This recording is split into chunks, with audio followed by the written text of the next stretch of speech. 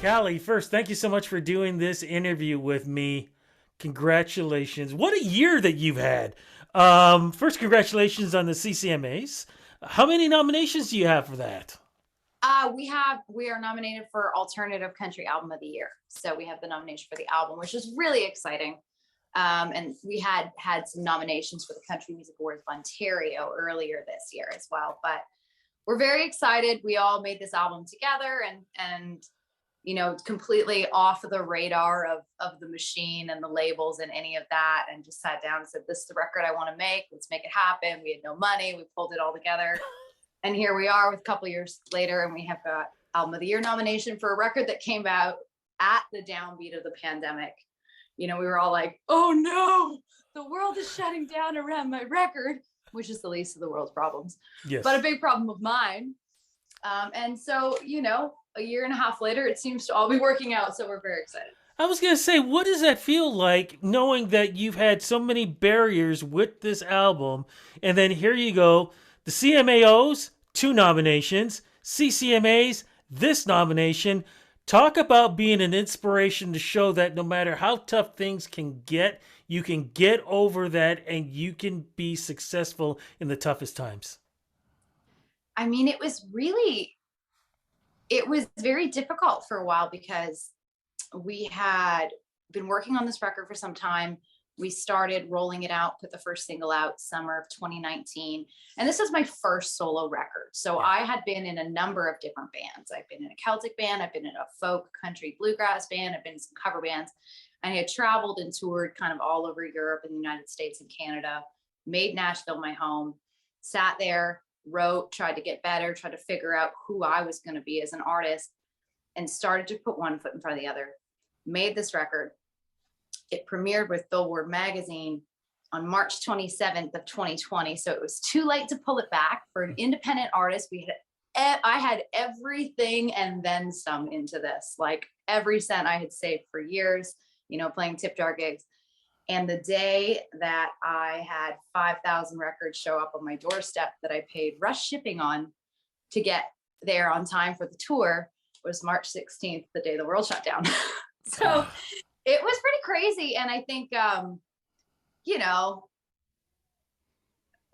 there was some weird months, and we just sat there and did press and radio and all of the things from inside my house. And then, eventually I was like, oh, this isn't going to change for a while. So we'll just have to adjust. And I was living in Nashville. And at the time I thought, well, I haven't been home for more than 3 days at a time in about 8 years. So I was like, well, I'm going to go to Canada where marijuana is legal. And that's how I'll be getting through this year. And am I allowed to say that? Yes, you are, because it is legal. It's all good. And so, so I went to Canada for a while and spent some time with my family. But, through that, I was sitting by the lake and I was writing songs and getting ideas. And I ended up shooting a music video in my hometown. And we are just now, we released the last single off the record with this nomination, song called 3/4 Time, where we remixed it, changed it up, and just finished shooting a big video for it that's going to come out in January. So it was just one of those things where the road for the record to make it was pretty long to start with. So I wasn't going to give up on it. I believed in it. I had everything behind it. And I was like, we're just going to wait it out because I've been making music my whole life. So I'm not going to quit now, right? What else am I going to do? So just kind of waited it out. And it feels like now the momentum we had hoped for a year and a half ago is starting to happen. And so it's really great feeling. And I think I appreciate it a lot more because that like nothing is handed to you at this point, right? Absolutely nothing is guaranteed in the world that we've lived in for the last year and a half. So I don't know. I don't have any great answers, but I managed to stay on this side of the dirt and I managed to not go completely bankrupt. And here we are. I'm just curious, were you living in Nashville when the tornadoes were going on too at the same time? Yes. Okay, so there you go. There's another aspect. Mother Nature was doing some butt kicking too. We also had the Sahara dust storm, which was really interesting. So all of that everything was just like brown air for about a week. Nashville got hit really hard. And that was, about March 3rd, 2020, I believe. And as we were, out, my fiddle player, his house got just mashed, and we were doing, tree cleanup there, and we were out cleaning up the city. And then all of a sudden we got the stay at home orders. And so Nashville was already out, doing all of the things. And we were already out of Clorox wipes and toilet paper and all of those things, because we had a good chunk of people end up, needing shelters and things like that from the tornado. But fortunately, where my house is, we were okay. But we had a weird round of storms that year. We were out of power for a couple weeks. We got hit again in May. It was a very strange time. And this is so off topic, but we ended up buying the last power generator in the state that spring. And we hit this round of storms. It was in May 2020. So we're in a pandemic. There's a food shortage. We're all supposed to stay at home. And there's just trees. My neighborhood's from the 1950s. So it's all really mature trees, just trees going down everywhere. There's about 10 power lines. We have to drive like 45 minutes to even get on the internet to figure out what's going on. We go, there's like, 2 million people are out of power. My other half's going, this isn't going to be over anytime soon. We're getting a power generator. And we like buy it on a credit card, drive 2 hours out of the city to buy the last one in the state. And it was a weird time. It was borderline like Nashville apocalypse, but we made it. Does this then give you inspiration for new music, different songs? Because that kind of experience, I could only imagine emotionally that I could hear it in songs. Yeah, somehow I think because I've always had the penchant for the sad songs and the hard things, and I tend to write those when I'm really happy. It's just like, inside I have this little window of depression that I spin out. But the pandemic writing, I didn't really write anything until about July. I came home in June to Canada. My family's got, they all live kind of way out in the middle of nowhere. And it was just what the doctor ordered. I was like, I'm just gonna get out of Dodge, just get off the radar. And I was sitting by the lake, just like really like rustic cabin, just sitting there. And that's kind of when I started to write. Was about July of 2020, and wrote quite a lot of songs actually. Wow. At the time, but ironically they were kind of like sassy, upbeat, fun. They were actually very much the foil of this record. So I'm excited to get in next year and start working on recording those. Been cutting a lot of demos this year while we're still kind of waiting to get back on the road. So I feel like next spring is going to be like, we're on the road and we're doing a record. And so, after like, even right now, it feels very busy compared to a year and a half of like, so what do you want to cook for dinner? Oh my goodness. Well, look, I want to talk more about with the album, and I also want to talk about what the plans are for the CCMAs. I want to jump in the time machine. I want to go back. I was reading something here from, let me see. It is Word and Music, and they did an article on you. December 3rd, 2019. And I love the first line. It says, when you were in the first grade, you wrote in your journal, when I grow up, I want to be a singer. True? Very true. Actually, my mom sent me that. She found it when she was like cleaning out her basement. So my parents, I grew up in a musical family. They were touring pretty much full time when I was a kid, kind of grew up between my parents' like tour van and backstage. And then they would send us to my grandparents' apple farms when they were really touring like crazy. So it was very normal to me. I was like, oh, you mean everybody's parents are like gone all weekend? Like that's not normal? It was all very normal. And I was a weird kid, walked around like making up songs in the backyard, like getting in trouble for singing at the table. So, I mean, I always knew that I would go into music. There's a lot of talk of needing to get a real job and having a stable life. And, by about 18, I was like, okay, see you later. And so here we are. But my mom sent me that. I think I was having a particularly hard week at one point in Nashville, and things were just very tough. I was very, very, very broke for the better part of about 7 years. And things were very tough. And she actually found it cleaning at the basement, and she sent it to me, and it was a pretty cool moment. Yeah. One of the things that we were talking about before we started this was a mutual friend of ours who is a Canadian rock legend in a Canadian rock legend band. Talk a little bit about that, please, because we both know this individual and very, very good friends with. Here we go. I mean, we're going to talk about this for an hour now. Brian Ballmer. Brian is the man. Brian's my guy. So I met Brian Ballmer And this is Oh, going oh, back. oh, wait a minute, wait a minute. And what band is he with? Oh, right. So Brian Ballmer, the lead singer of Canadian rock metal band Helix, which is a Yes. legendary band in Canada. And they toured, they're still touring. Yeah. Brian is in his 60s. He's out there crushing it. And every time I talk to him, he's still he's flying somewhere from the airport off to do the next gig. And I love that about him. He just has that fighting spirit. So I met Brian. Oh, so this is like the skeleton in my closet. Back when I was a young pipsqueak, I was on Canadian Idol. So I met Brian, I would have been 17 in my last year of high school. I decided I didn't want to college. I was like, I'm not going to go to college. So if I just go on Canadian Idol, my parents didn't want me to do it. So I actually had to kind of sneak it around them. They were like, these shows are a bad idea. They're just a bad idea. So I kind of sneak it around my parents. I go on Canadian Idol.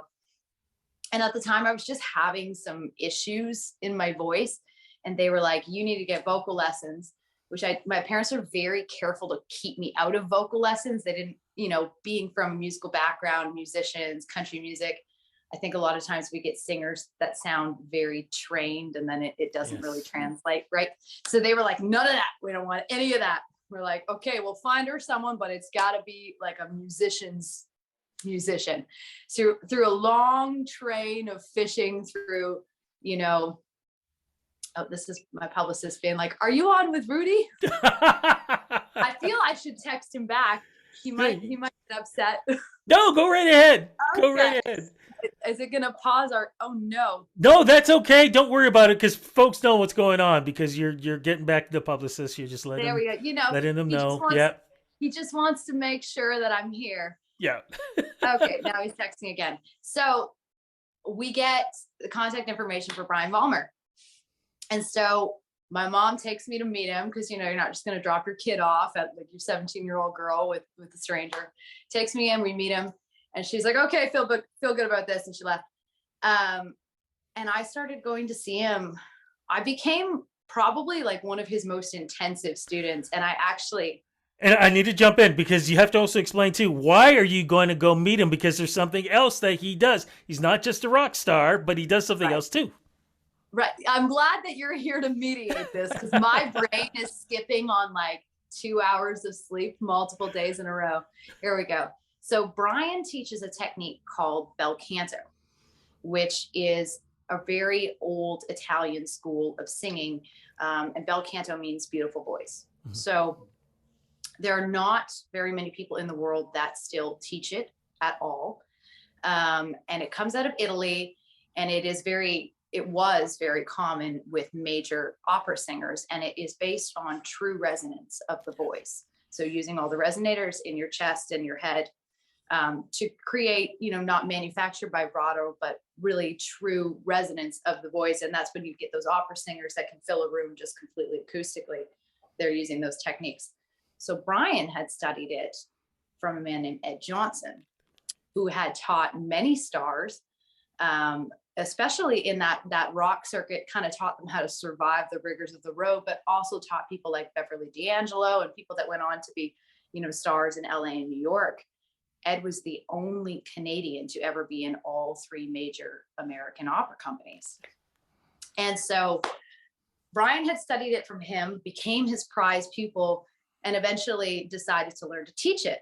And Ed had created a very intricate system of teaching it because most of it is mental.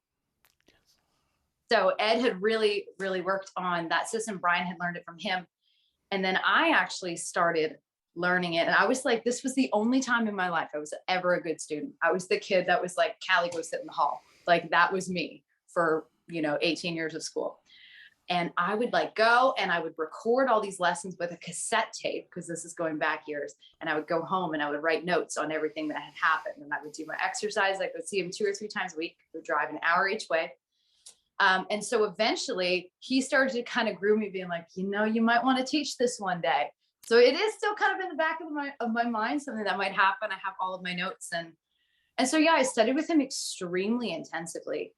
And it was the time of my life that I was, I was really starting to get out and play shows, starting to play, 2, 3, 4 hour shows, 4 nights a week, 5 nights a week. and it saved my ass. And then fast forward to the rigors of Nashville gig life, which is even harder.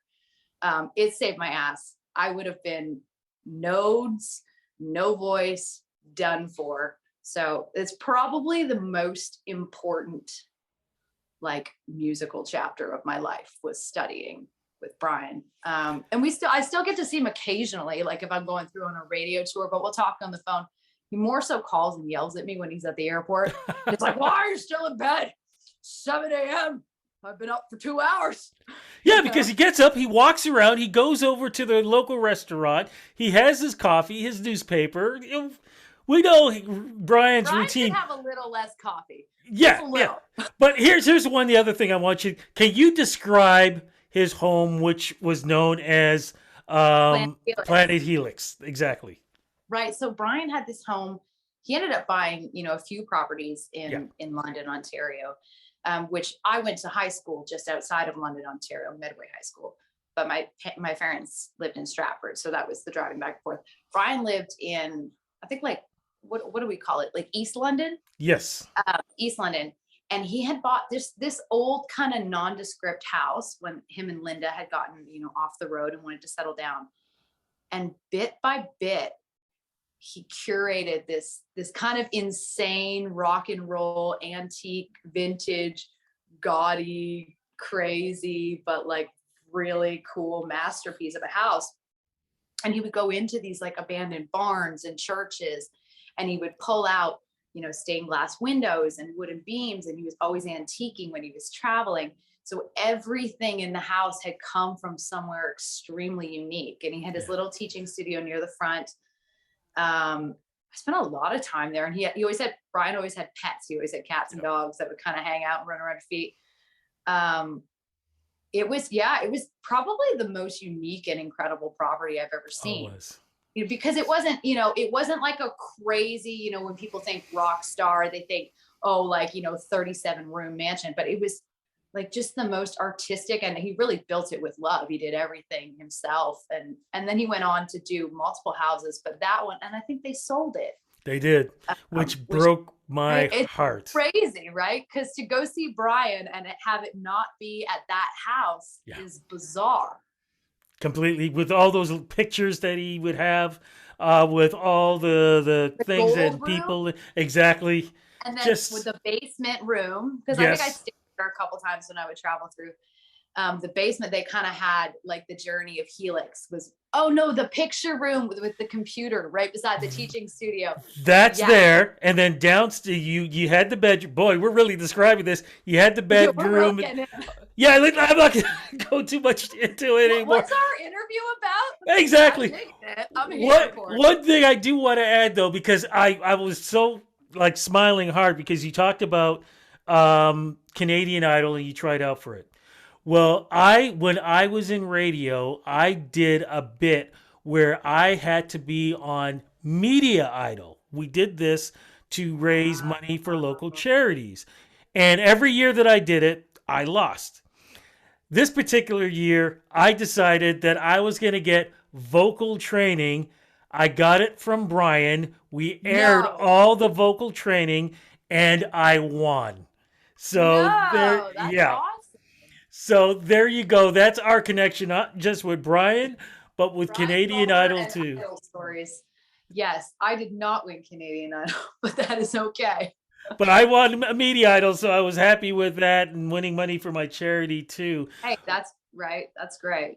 But if they're going to make body contest shows, it should at least go to a good cause. There you go. Making that move to Nashville, though, what was that like for you emotionally to do something like that?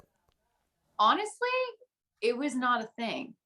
And I think because I had been, primed, growing up kind of in the industry and had already been traveling a lot, I always knew that my life was going to take me to different places. So I think too, when I talk about that, people are like, oh, you're so brave. You must've been scared. I'm like, of what? This is my life. Right. But when you're young, not that I'm old, but I ended up finally moving when I was 24. But I had been going back and forth since I was 18 because there's an immigration component. So I knew a lot of people. I had been there multiple times. I'd made an album there with the band I was in. So I was pretty familiar. I moved in with one of my friends like right away, lived there for the first 6 months, got on my feet. Um, and like I wanted to be there. Nashville was the dream for me. Not like, we know that the country music industry is there, but for me, it was a little bit more than that because I'm really always kind of been weaving down this path of, I grew up in just Southern Ontario, kind of out in the cornfield, not a lot going on. And I've always had a fixation for, bluegrass music and roots music and really traditional country, not so much the country that we get on country radio these days, but really going down that path. And I had been going down and I'd be getting out, outside of the city, getting out to these bluegrass shows and getting out to these different things and really starting to chase down the roots of the music that I'd never really been able to find. So I was like on a mission to like get to the root of the music I really wanted to find. And I had moved there at the end of a tour in California. I was touring with my band. Tour was over, still had a work visa. And I was like, okay, this is my chance. Like, bought a crappy station wagon, hyped my gear in it. And I was like, gone. That was it. Didn't come back. And that was, about 7.5 years ago. And showed up, no plan, car broke down on the way. So by the time I got there, I had like $2,000, which I was like, oh, this is a lot of money. Woo! Car breaks down, $1,500 problem, get there, pay the first month's rent. Nashville was cheap at the time. There goes my $500. And I was like, oh, so I have no more money. I'm going to have to go get a gig tomorrow. And like, that was it. And it was just like ground running. But I also really, really wanted to be a better songwriter. I've been writing, a little bit here and there with a couple co-writers and writing since I was 14, like writing actual songs. I was probably making up nonsense since I was a child. And I really wanted to be a better writer. I really wanted to dig into that. And I wanted to have the experience of writing, 5 days a week, twice a day. And I wanted to do that. And then, I ended up coming out the other side of that being like, okay, maybe I'm not so much of a factory songwriter of doing it that way. But I really wanted to dig into that and kind of learn the rules in order to break them, because I don't like to follow the rules, but I really wanted to do that. And I had nothing else I wanted to do. I was not getting attached in personal relationships. Like, I was making sure I was free and ready to go the moment that the time was right. And so off I went, and then life, it began a whole new life. And my whole life, it feels like, outside of my family, my life is there, and it has been for a long time. Well, let's jump ahead because you got a new single out right now, don't you? I do. What's the single called? And talk about, I always like to do this officially. What's the new single called? How does it represent you in your career right now? And also, can you describe the video too? Because it's really, really cool. Oh, you got to see it? Yes, I did. Yay. Thank you. Well, so you're the first person I've talked to that has seen it. Ah, nice. It's not coming out yet. So that's exciting. Yes. So the song is the last track on the record. It's a song called 3/4 Time. So it came out as a brand new single. Just went in and just kind of honky tonked it up just a little bit from what it was on the record. And that song is really the story of my years in Nashville, as well as the story of this album. I can see that. Yeah. And so I wrote it with two of my best friends, Ryan Svorstad and Scotty Kipper, both of whom are Nashvillians by way of Canada. And we had all met down there. It's produced by Dustin Olean, who is another Nashville by way of Canada. And actually, we all met at a Time Jumpers show. And that's how we met. So for anybody who's listening that doesn't know, the Time Jumpers are about a 9-piece Western swing band in Nashville. They play every Monday night at 3rd and Lindsley. But they're also a bunch of Grammy winners. They've made a bunch of incredible records. Vince Gill is a part of that band. And right now, the voice is Wendy Moten is a part of the Time Jumpers. And she is crushing it. It makes my heart happy to watch Wendy Moten just smite the children on the voice. It's hilarious. Anyways, it's the best show in town. Every time people come to town, I'm like, you have to go see the Time Jumpers. So we all meet at a Time Jumpers show and became friends.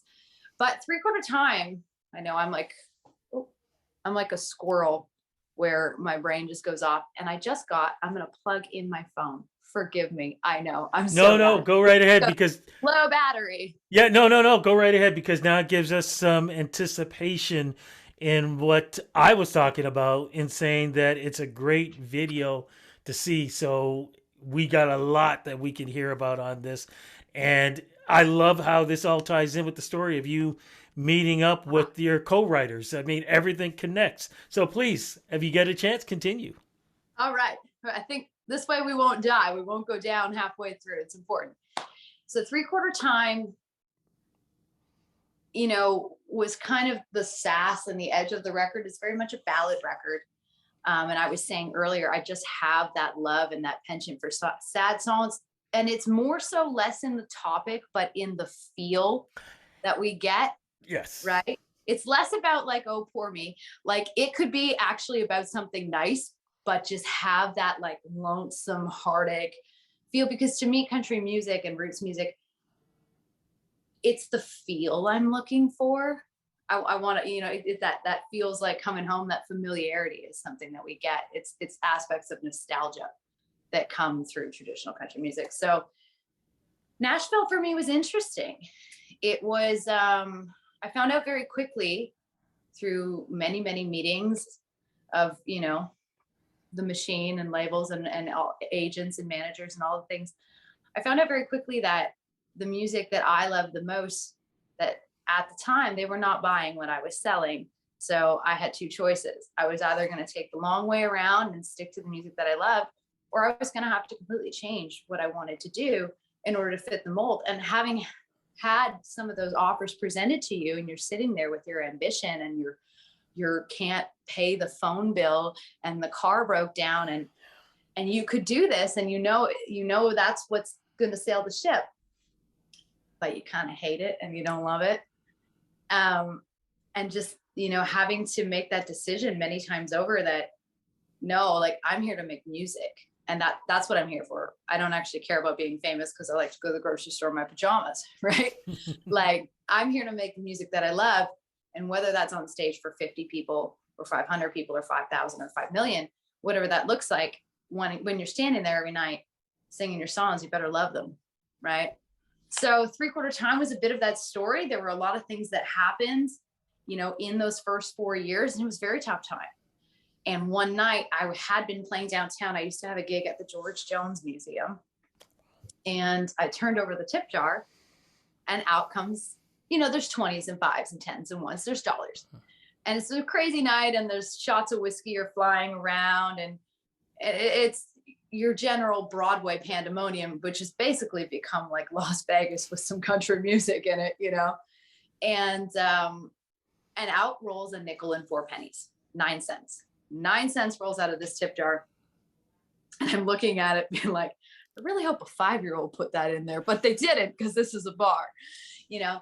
And the very next day I was sitting down with Ryan and Scotty, and I just said, you guys, like, you're not gonna believe this shit. Somebody put 9 cents in my tip jar.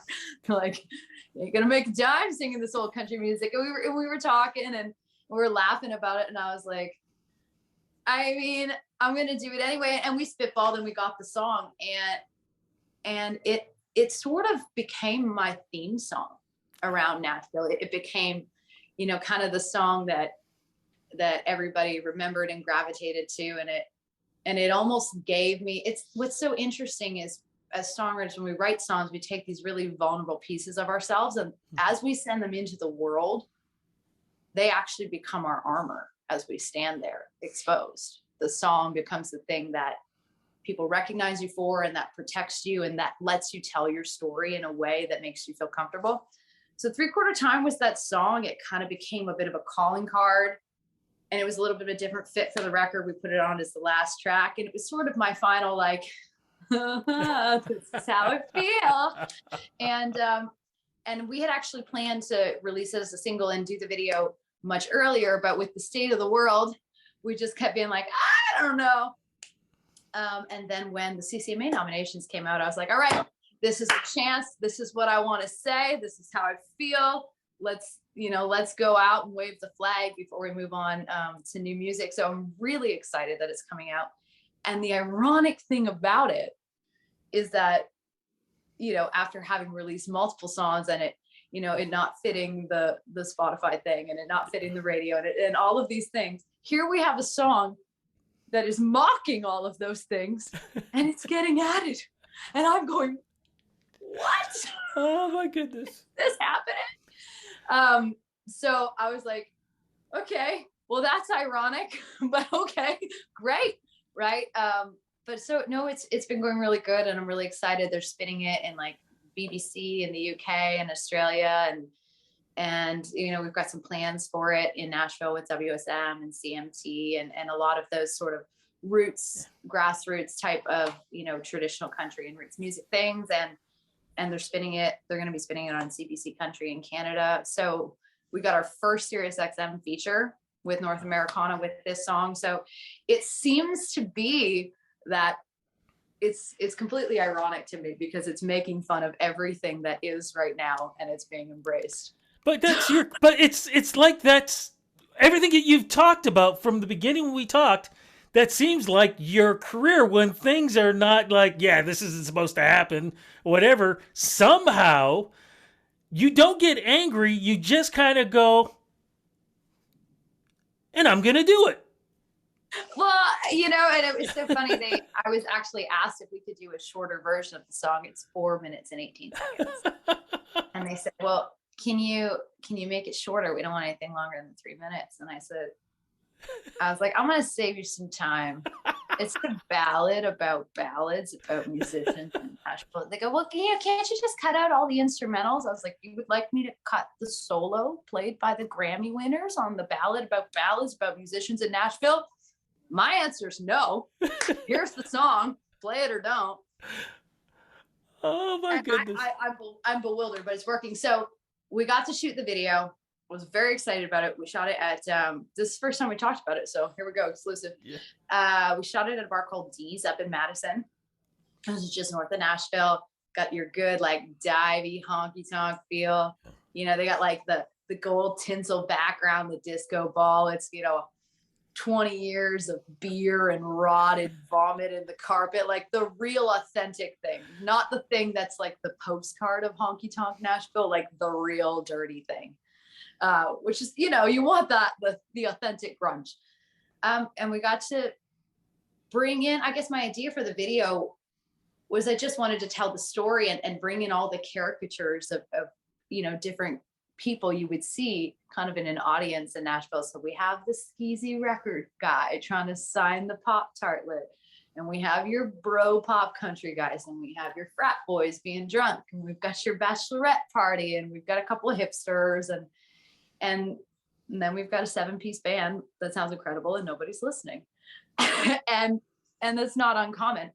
So in Nashville. And so it was really fun. And for me, I think a lot of things I have done have been very vulnerable, very sweet, very honest, and have really played on that side. So I make all this sweet music, and then you talk to me and you're like, really doesn't sound like the same person. So it was really fun for me to do the video and kind of throw some of my personality and have some sass and have some fun with it. So it was a really fun shoot, and fingers crossed that CMT is going to be rolling it out for us, and we'll see. I had a lot of fun with it, and all my friends are in it. We dressed them up as various forms of Nashville douchebags. I was like, hey, you guys want to act like drunk bachelorettes? You guys want to be drunk frat boys? Because I don't have money to pay actors. and so everybody came in and did it, and I brought the whole band out. We had a great time, and it was a long day. And so sometime in January, I think. It's very exciting. Amazing. You know, when you talked about fun, that's what's going to be happening with this weekend. What are the plans for the CCMAs for you? Of course, being down there, I do believe, and correct me if I'm wrong, your award should be handed out on the Sunday at the gala dinner, which I'm going to be there. So I'm looking forward to that. What are the plans for you? Yeah. So, well, really before that starts. So I'm in Stratford, Ontario right now, which is my hometown. Mm-hmm. And I'm doing a big show at Revival House on Thursday night. So we've got a sold out show. Very excited about it. And it's actually like the first official concert of this record because the world shut down. So we had planned to release the record there. So we're kind of pulled that show a year and a half later. So I've got that on Thursday night. And then from there, I head straight to London on Friday. And so, yeah, my plan is I'm doing a songwriter round through the Blue Jay session, which is off campus. That's going to be on Saturday night with Yeah, my yeah.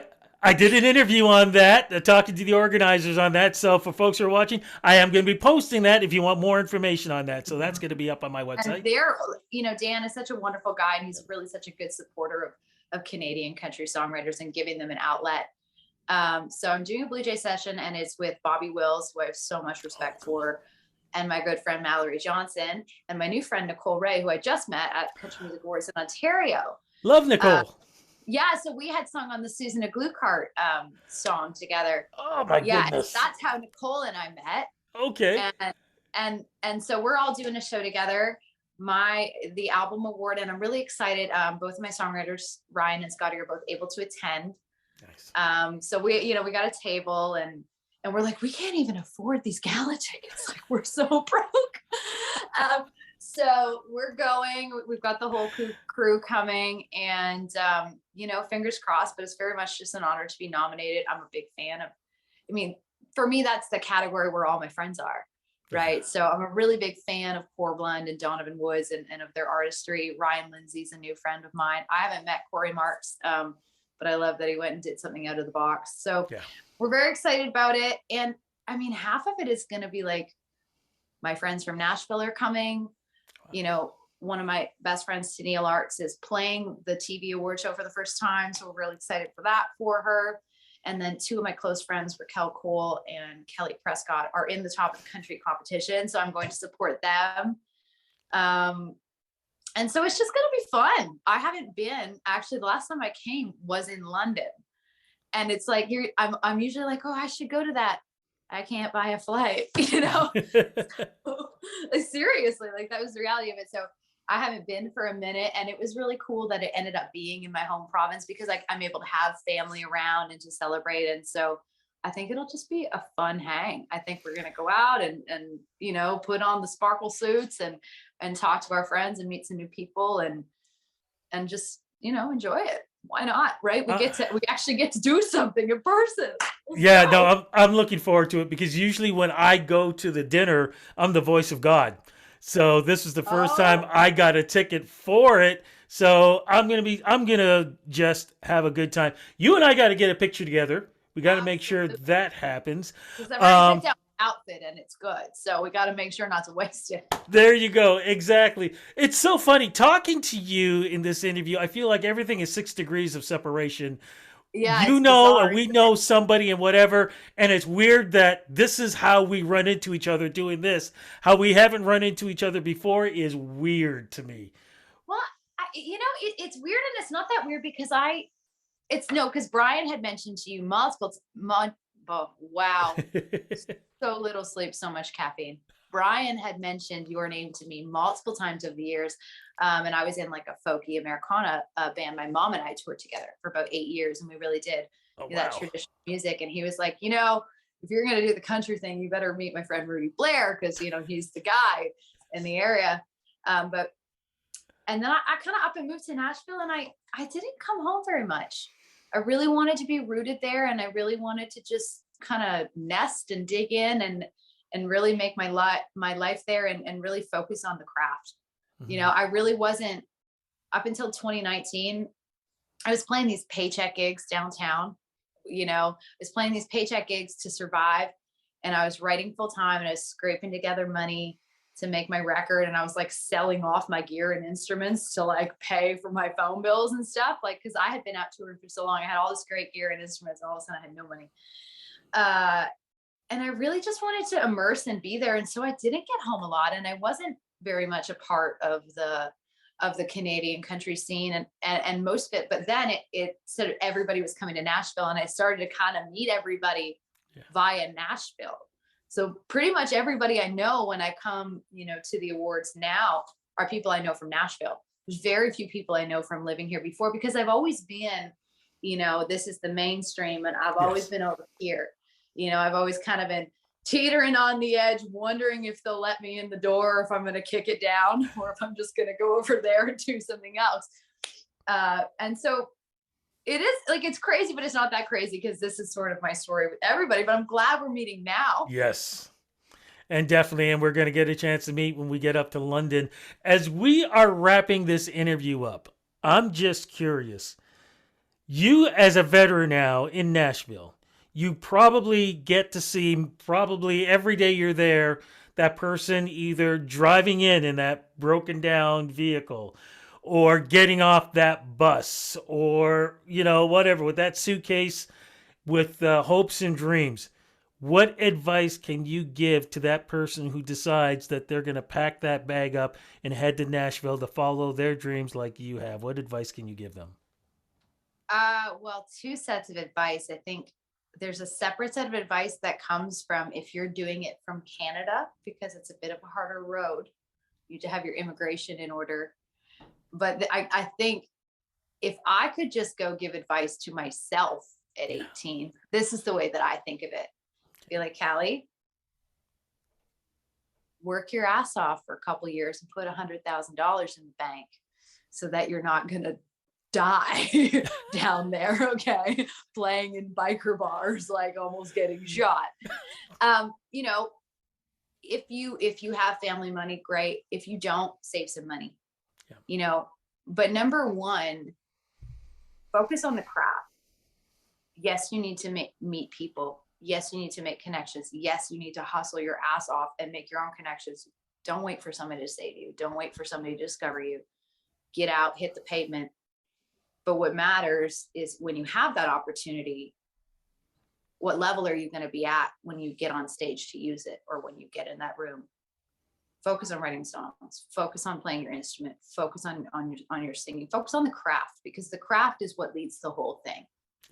Focus on the craft, but don't hide in your basement forever. It's pound the pavement and focus on the craft, because it's very easy, to get out and party and get lost and get caught in the hoopla and just go out and be like, oh, they'll tell me what to do and I'll just get songs. But, focus on the craft, because it's also the thing that grounds you when everything else makes no sense. When the whole industry is like, I have no idea what's happening. I'm going to sit here and play guitar, because that's how it started. That's why I started doing it. That's all I cared about. I just wanted to make things that I thought were good, and thank God, maybe like they're going to kind of pay the bills this year, but but I never was caught up in the glitz and glam. And I like sparkly shoes as much as the next girl, but that part never really appealed to me that much. It was really about getting to make things I love. So my advice would always be focus on the craft. There you go. And always remember, there's a winner somewhere around in every town. So if you need to find glitzy shoes for a good price, Winners or Marshalls is going to have that. So isn't it? That's the truth of it. They may rip your feet apart, but they will look good. There you go. It is such a pleasure to talk to you. I've had so much fun. I cannot wait to meet you in London, and I am crossing my fingers for you. Good luck on the nomination. Hopefully that when we talk again, you'll actually have a little surprise with you. And either way, I'm looking forward to talking to you also next year when new music is out, and hopefully touring and everything else too. We got to keep this going, and who knows, maybe we can set something up where if we do another Zoom, we can get Brian on and the three of us can talk. Oh my God. That'll be cool. Yes. That would be hysterical. We got to make it happen. We will definitely do that. Fantastic. And sorry. No, go ahead. Go ahead, please. I was like, you got to send me your info personally so that we can set that up with Brian. Because I know it's like my people have talked to your people, but I feel like we're homies now. So just, you'll send me your info and we'll set it up. It'll be fun. But hey, I've so loved chatting with you. I feel like I'm just talking to an old friend. I love that so much. You're a delight. And I do appreciate the opportunity very much. Really, I do. We'll make it happen. We'll make it happen. Congratulations. Thank you.